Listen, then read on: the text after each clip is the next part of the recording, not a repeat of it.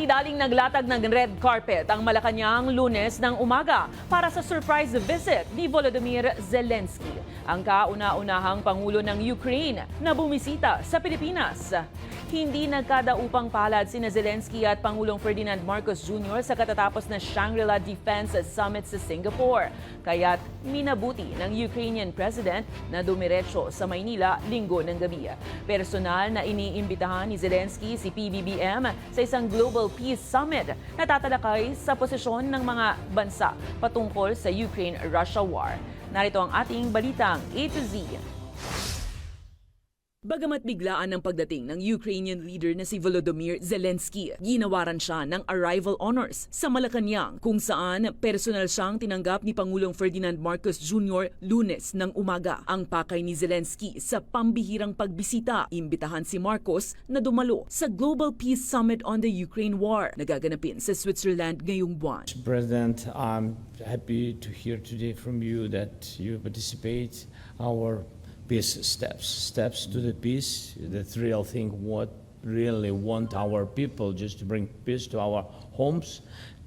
Yes, and thank you for participation of Peace Summit. That's very strong signal. 2 taon na mula nang maglunsad ang Russia ng full-scale invasion sa Ukraine, kung saan, ayon kay Zelensky, aabot na sa 31,000 ang nasawing sundalong Ukrainian. Wala pang kumpirmasyon ng Malacanang ukol sa partisipasyon ng Pilipinas sa naturang Peace Summit. Pero tiniyak ni Marcos na ginagawa ng bansa ang lahat upang maisulong ang kapayapaan.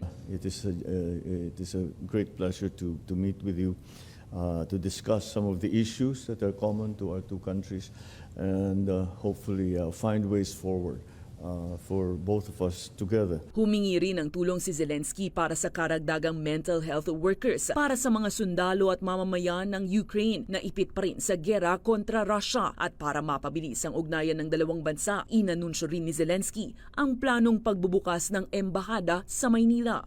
It's certainly very good news because we would very much like to continue to help in any way that the Philippines can through the multilateral, the United Nations, and even through other agencies such as the EU, such as the UN. Sabado, sorpresa ring dumalo si Zelensky sa Shangri-La Dialogue Defense Summit sa Singapore. Doon inakusahan niya ang Russia at China na anyay sumasabotahe sa nakaplanong Global Peace Summit.